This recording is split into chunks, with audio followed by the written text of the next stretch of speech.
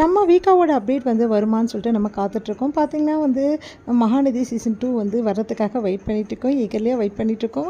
இந்த சூழ்நிலையில் நம்ம வந்து சுவாமியோட அப்டேட்ஸ் எல்லாம் பார்க்கலாம்.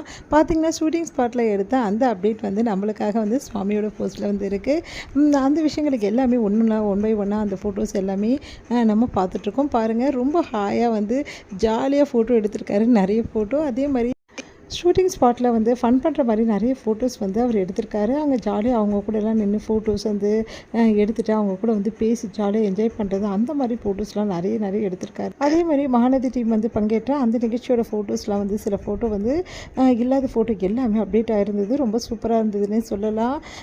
சுவாமியோட ஃபோட்டோவும் நம்ம எல்பியோட ஃபோட்டோவும் வந்து செமையாக வந்து வெளிவந்தது. ரொம்ப நல்லா இருந்தது. பிக்ஸ் எல்லாமே சூப்பராக இருந்தது. கோரஸாக அந்த லேடிஸ் வந்து கத்துறது, அந்த ஃபோட்டோஸ் எல்லாமே வந்து இருந்தது.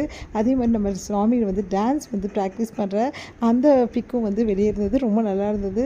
மொத்தமாக ஷீல்டு ஒன்று வாங்குகிறாங்க, தனித்தனியாக ஷீல்டும் வாங்குகிறாங்க.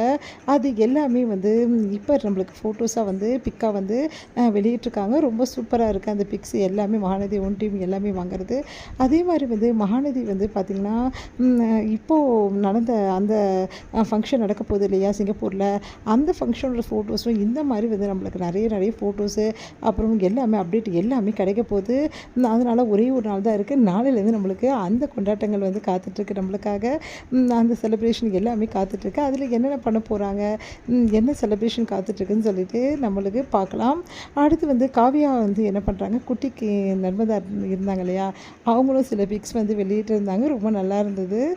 சூப்பராக வந்து க்யூட்டாக வந்து வெளியிட்டிருந்தாங்க. நம்ம விஜய் பாருங்கள், ஹேண்ட்ஸமாக சில கிளிப் வந்து வெளியிட்டிருந்தார். இந்த சீரியல் உங்களுக்கு நல்ல ஞாபகம் இருக்கும், காற்றுக்கென வெளி சீரியல் இது.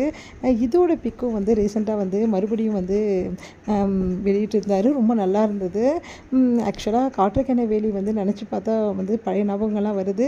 ஏன்னா அதுலேருந்து தான் நம்மளோட பயணங்கள் வந்து ஆரம்பிச்சிதுன்னு சொல்லலாம். நம்ம டிக்டிக்கோட பயணங்கள் காற்றுக்கென வேலியிலேருந்து நான் போடவே ஆரம்பித்தேன். அப்போது காற்றுக்கென வேலி வந்து சூப்பராக போயிட்டு இருந்தது நம்மளதில். அதே மாதிரி அந்த சீரியல் வந்து மறக்கவே முடியாது. நம்மளுக்கு சூப்பராக இருக்கும். சுவாமியோட ஆக்டிங் செம்மையாக இருக்கும். அதில் அந்த மாதிரி வந்து ப்ரொஃபஸராக சூப்பராக கலக்கியிருப்பார் நம்ம சுவாமி. இந்த ஃபோட்டோ பார்த்தா அந்த ஞாபகம் தான் நம்மளுக்கு வருது. அதெல்லாம் மறக்க முடியாத ஞாபகங்கள்னு சொல்லலாம். அடுத்து வந்து ஆட்டோ விஜயசாந்தியோட பிக்ஸ் வந்து சில வந்து வெளியிட்டிருந்தாங்க. ரொம்ப சூப்பராக இருந்தது.